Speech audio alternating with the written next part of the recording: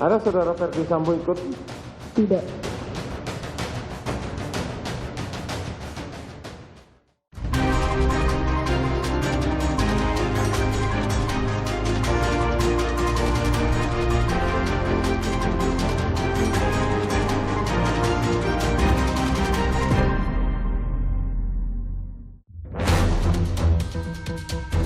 Sidang pemeriksaan saksi terdakwa Sambo dan Putri menghadirkan 10 saksi. Kesaksian petugas swab di sidang terdakwa Eliezer, Ricky, dan Kuat mematahkan alibi skenario Sambo yang mengaku sedang tes PCR saat penembakan Yosua terjadi. TGIPF berharap otopsi jenazah korban tragedi Kanjuruhan dapat menjawab penyebab kematian massal. Anak saya dibunuh di pantai, Bu. Halo, selamat malam saudara. Anda kembali menyaksikan program Laporan Khusus yang berisi berita pilihan dari redaksi akan menemani Anda selama 30 menit ke depan. Bersama saya Gracia Adur, inilah Laporan Khusus selengkapnya. Saudara, sidang pemeriksaan saksi terdakwa Sambo dan Putri menghadirkan 10 saksi. Kali pertama, saksi Susi ART Sambo bertemu pasangan terdakwa pembunuhan Yosua di meja hijau. Sementara itu, terdakwa Richard Eliezer, Ricky Rizal, dan Kuat Maruf menjalani sidang gabungan pemeriksaan 5 saksi. Petugas swab PCR mengungkap Ferdi Sambo tidak ikut PCR. Kesaksian petugas swab itu mematahkan alibi skenario Sambo yang mengaku sedang tes PCR saat penembakan Yosua terjadi.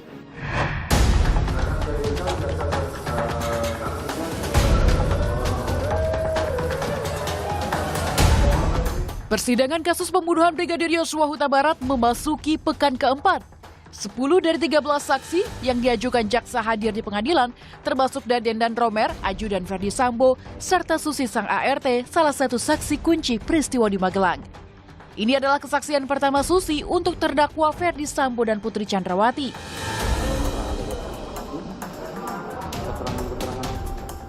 Sebelum sidang dimulai, dalam surat keberatan kepada hakim, penasihat hukum Sambo dan Putri memunculkan dugaan Yosua berkepribadian ganda.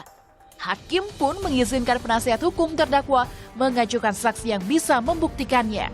Terus ini ada keberatan saudara mengenai bahwa korban almarhum Nofriansah Yosua Huta Barat ada kecenderungan memiliki kepribadian ganda. Mohon maaf, kalau saudara mau menanyakan saksi yang berkaitan dengan ini, kita memeriksa di sini saksi yang diajukan oleh jaksa penuntut umum adalah berkaitan dengan perkara pembunuhan. Bahwa saudara mempunyai mau menggali bahwa ternyata korban memiliki kepribadian ganda, silahkan. Dalam persidangan, ajudan Sambo, Daden, bersaksi pernah menasihati Yosua untuk segera menikah karena Yosua mengaku jenuh. Yosua menjawab kalau tidak salah, nikah sama siapa, dia bilang gitu. Nikah sama siapa juga, gitu ya. Kemudian saya jawab juga, karena saya tahu dulu dia pernah punya kekasih itu yang di, saat itu saya belum tahu namanya siapa, yang di Jambi itu, gitu kan. Yang bidan itu, gitu kan. Enggak lah, dia sampaikan seperti itu, udah enggak, gitu kan. Terus dia sampaikan juga, makanya lah kau carikan aku cewek, gitu kan, yang betul. Penasihat hukum Putri Chandrawati mengaku siap menggali dugaan kepribadian ganda yang dimiliki mendiang Brigadir Yosua Huta Barat. Tapi apakah kemudian konsisten dengan pendapat atau respon pihak-pihak lain, misalnya teman sekantor atau teman yang berinteraksi dalam pekerjaan, itu kan perlu kita gali. Sebelumnya, terdakwa Richard Eliezer, Ricky Rizal, dan Kuat Maruf menjalani sidang gabungan dengan agenda pemeriksaan saksi. Inilah momen pertama Eliezer, sang justice kolaborator, berada di ruang sidang yang sama dengan Ricky dan Kuat. Pakar hukum pidana menilai, sidang untuk justice kolaborator Richard Eliezer seharusnya digelar terpisah dari terdakwa lain untuk menghindari tekanan psikologis. Ricky kan masih pangkatnya lebih tinggi, Kuat Maruf lebih lama tinggal di melayani keluarga PC begitu dan juga FS. Jadi saya kira ada kesan secara psikologis dia itu merasa memberikan keterangan nggak lepas dan bebas begitu. Penasihat hukum Richard Eliezer pun mengaku keberatan dengan sidang gabungan kliennya dengan terdakwa Kuat dan Ricky. Namun, melalui pengacaranya, Eliezer berjanji akan konsisten berkata jujur. Kami penegasan bahwa Richard Eliezer tetap kooperatif ya, tetap konsisten mengatakan apa yang sebenarnya, berkata jujur, dan sebagai GC ini juga klien saya menunjukkan bahwa dia dalam situasi apapun siap untuk menghadapi proses persidangan ini. Ketua Majelis Hakim Wahyu Imam Santosa menyebut penggabungan ini semata-mata karena alasan efisiensi. Kemarin jaksa keberatan seandainya sidangnya Verdi Sambo digabung dengan mereka. Jadi kami gabung di sini karena kita mengejar waktu. Dari 12 saksi yang diajukan jaksa untuk terdakwa Eliezer, Kuat, dan Ricky, hanya 5 orang yang datang bersaksi di pengadilan. Mereka adalah 2 petugas swab PCR, seorang sopir ambulans, dan 2 karyawan perusahaan telekomunikasi. Kesaksian petugas swab di rumah Saguling mematahkan alibi skenario Sambo yang mengaku sedang tes PCR saat penembakan Yosua terjadi. Siapa duluan yang saudara swab tanggal 8 itu? Ibu Putri. Saudara Putri, terus itu yang pertama. Terus? Ibu Susi. Susi, terus? Bapak Joshua. Saudara Joshua, terus? Terakhir Richard. Terakhir Richard. Ya, Yang betul. lain tidak ada? Tidak ada. Begitu selesai langsung saudara pulang? Iya betul.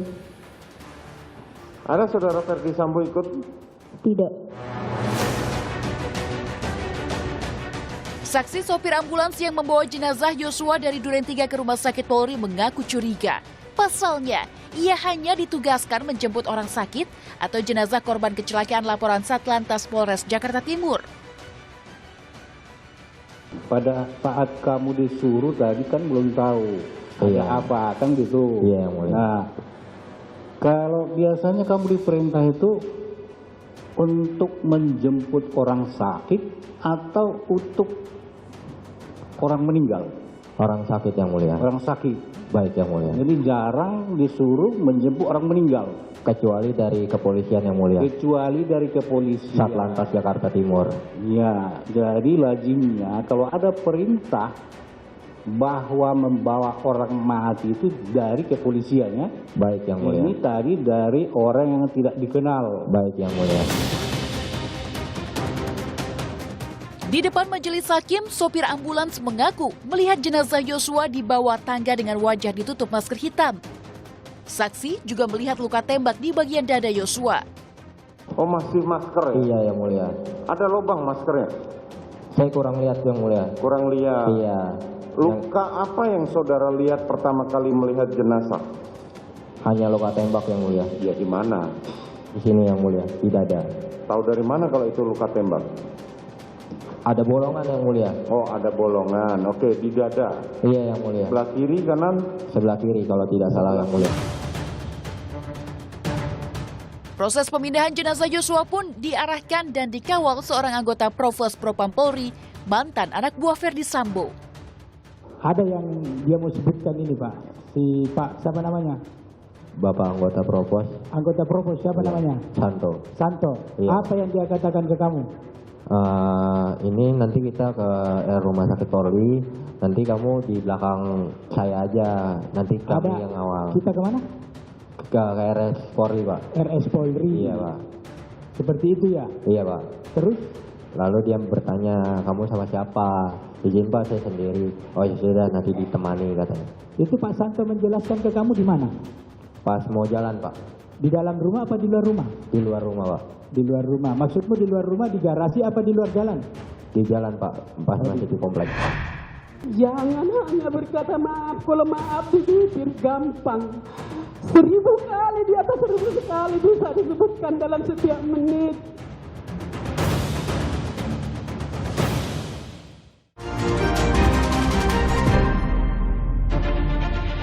Terdakwa pembunuhan Brigadir Yosua, Ricky Rizal, memohon maaf kepada orang tua Yosua.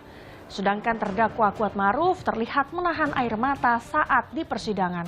Ibunda Yosua pun meminta kedua terdakwa berkata jujur. Sementara itu Bibi Yosua menilai pengaruh dan intervensi terdakwa Verdi Sambo masih terasa hingga ke meja hijau. Saya ingin menyampaikan turut berduka cita yang sedalam-dalamnya atas meninggalnya rekan saya, Brigadir Nofriansah Yosua Huta Barat, keluarga besar almarhum Yosua, untuk dapat memberikan maaf kepada saya atas kebodohan dan ketidaktahuan saya pada saat terjadi situasi saat itu. Untuk pertama kalinya, orang tua Brigadir Yosua bertemu terdakwa pembunuh sang anak, yakni Ricky Rizal dan Kuat Ma'ruf, sebagai saksi di persidangan Rabu pekan lalu. Ricky menyampaikan bela sungkawa dan memohon agar orang tua Yosua memaafkan perbuatannya.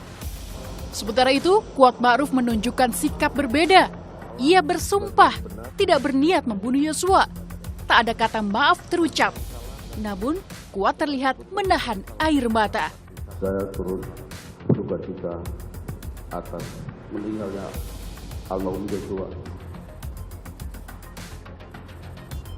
Dan semoga almarhum Yosua diterima di sisi Tuhan Yang Maha Esa serta keluarga besar, diberi ketabahan dan kesabaran. Dan saya berharap biar proses pengadilan yang akan menentukan salah atau tidaknya saya, karena demi Allah saya tidak ada lihat apa seperti yang didakwakan kepada saya. Ibunda Yosua Rosti Simanjuntak penuh emosi saat menanggapi permintaan maaf Ricky Rizal dan bela sungkawa Kuat Ma'ruf. Di sini kalian minta maaf. Sesudah anakku hampir 5 bulan tewas di tangan kalian semua. Ia heran, kata maaf dan bela sungkawa baru disampaikan kedua terdakwa setelah hampir 5 bulan kematian anaknya. Rosti pun meminta Ricky dan Kuat berkata jujur. Jangan hanya berkata maaf, kalau maaf dipikir gampang. 1000 kali di atas 1000 sekali bisa disebutkan dalam setiap menit. Tapi buktikan kata maafmu itu terlebih di hadapan Tuhan. Kalau anakku yang kalian inginkan kematiannya itu sudah berakhir. Sudah berakhir. Rosti juga mempertanyakan hubungan Kuat Ma'ruf dan Putri Chandrawati di balik skenario pembunuhan Yosua. Ada apa kamu dengan si Putri itu, Kuat Ma'ruf? Ada apa? Siapa kamu di dalam itu? Siapanya si Putri kamu? Sampai kamu mendesak, mengatur si Putri. Saya orang kecil aja, tidak diperbolehkan orang lain di rumah mengatur. Apalagi kepada istri yang bukan istri kita.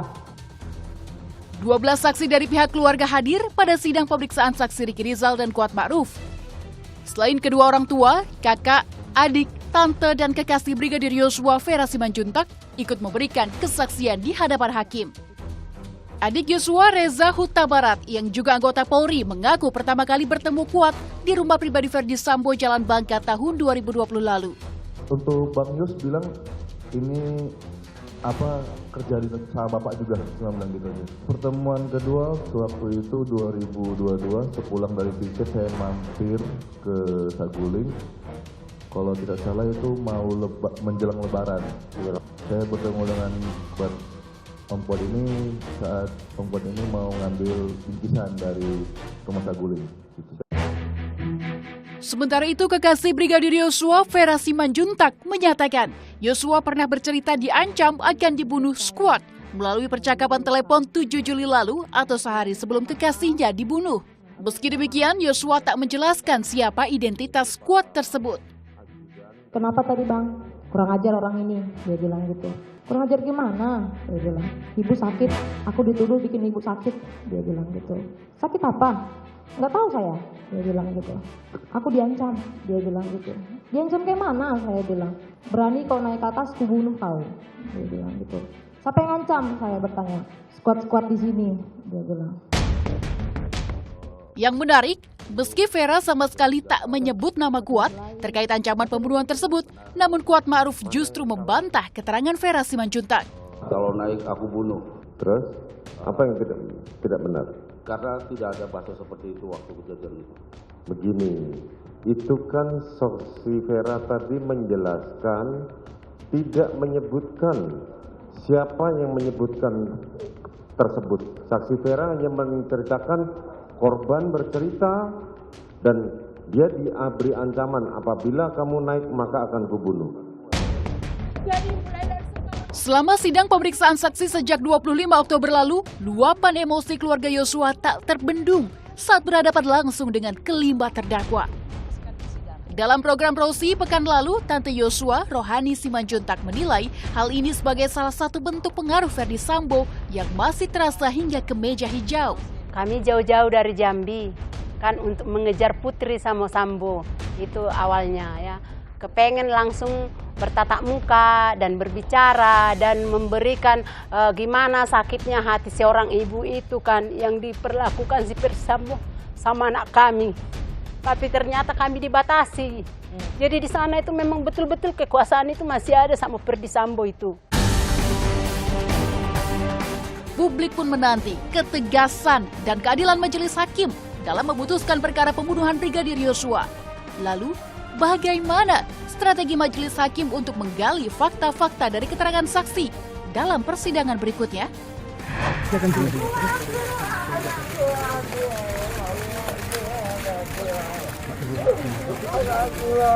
Anak saya dibunuh di pantai.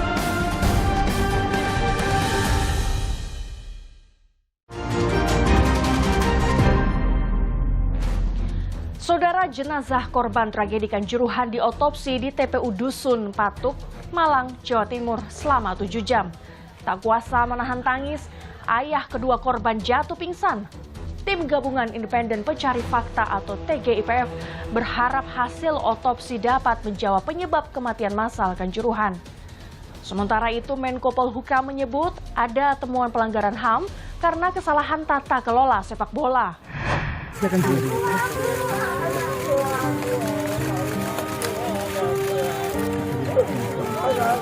Tapi kenapa ditembak itu mas? Sakit mas, lihat dia saudara-saudara.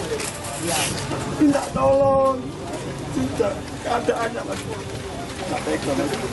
Tangis Devi Atok, Yulfitri tak terbendung saat makam kedua putrinya Natasha dan Naila digali. Sesal dan maaf berulang terucap dari mulut sang ayah, korban tragedi Kanjuruhan ini. Tak kuasa melihat jasad anaknya diotopsi, pria 49 tahun itu pingsan. Sebelumnya, ayah korban mengaku sempat menarik permintaan otopsi karena diintimidasi oknum polisi 10 Oktober lalu. Devi Atok menemukan kejanggalan pada jasad kedua anaknya. Demi mencari kepastian penyebab kematian, Devi Atok kembali memberanikan diri mengajukan permintaan otopsi. Ia curiga kedua putrinya terkena tembakan gas air mata kadaluarsa. Saya nggak terima kalau dibilang penyebab anak saya kehabisan oksigen dan injak. Ini karena gas air mata yang kadaluarsa, Bu. Ya kemarin saja mau dilakukan otopsi itu aja masih saya dibilang pasal-pasal gini. Saya ini rakyat, Bu, tidak mengetahui tentang KUHP atau apalah. Anak saya dibunuh di pantai, Bu.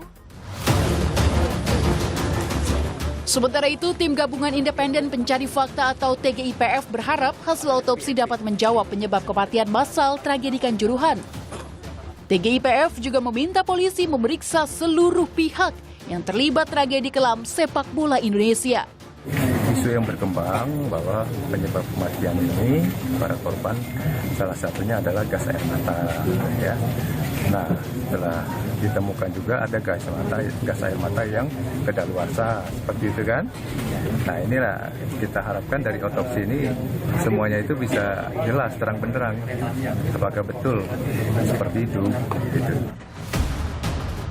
Sementara itu, sebulan pasca tragedi Kanjuruhan, polisi telah memeriksa 108 saksi dari panitia penyelenggara, PSSI, PT LIB, hingga Arema FC.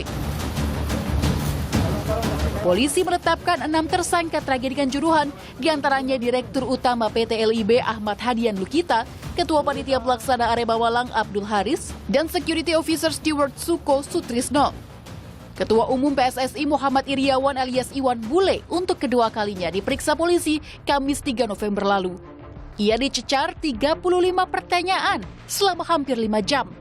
Dalam pemeriksaan tersebut, penyidik mendalami peran regulasi PSSI dan workshop yang dilakukan PSSI sebelum Liga 1 dimulai. Hari ini tanggal 3 kami memenuhi panggilan penyidik Polda Jawa Timur. Karena minggu lalu, mohon maaf kami tidak bisa hadir karena ada beberapa kegiatan baik paspor maupun rapat Piala Dunia. Alhamdulillah tadi selain kita ada tambahan dokumen-dokumen kami serahkan dokumen pendukung. Sebelumnya, Komnas HAM telah menyerahkan hasil investigasi tragedi Kanjuruhan kepada Menko Polhukam Mahfud MD. Mahfud menyebut ada temuan pelanggaran HAM karena kesalahan tata kelola sepak bola. Meski penanganan tragedi Kanjuruhan memenuhi 2 unsur pelanggaran, namun Komnas HAM menilai tak terjadi pelanggaran HAM berat. Pasalnya, tragedi bukan disebabkan kebijakan negara, melainkan kegagalan tata kelola sepak bola. Komnas HAM juga menyoroti minimnya penetapan tersangka. Komnas HAM menilai harus ada pihak yang bertanggung jawab atas meninggalnya 135 warga sipil tersebut. Komisioner Komnas HAM Khairul Anam menyebut petinggi PSSI dan pihak broadcaster lalai dalam menjalankan kewenangannya dan memastikan keamanan pertandingan. Terus kalau PSSI sebagai kelembagaan memang harus ditata kelola seperti yang dibilang oleh Pak Laude, memang harus ada perubahan sangat fundamental. Kalau nggak ada, ya percuma gitu. Artinya percuma itu begini, kalau momen saat ini tidak dimanfaatkan untuk merubah mulai dari statuta, kelengkapan SDM, memastikan dan sebagainya, hal-hal yang berkontribusi baik, kalau itu nggak dilakukan, ya sikap Komnas HAM seperti tadi itu, ya bekukan aja sampai ini semuanya baik. Lebih dari 1 bulan tragedi Kanjuruhan berlalu, berbagai upaya dilakukan demi mengungkap penyebab kematian ratusan korban. Akankah hasil otopsi mampu menyeret pihak yang bertanggung jawab ke meja hijau? Informasi tadi sekaligus menutup perjumpaan kita. Situasi memang terus membaik, namun kita tetap waspada karena COVID-19 masih ada. Selalu pakai masker saat berada dalam ruangan, vaksinasi lengkap dan booster untuk perlindungan sempurna demi imunitas kita semua. Saya Gracia Adur, pamit undur diri, sampai jumpa.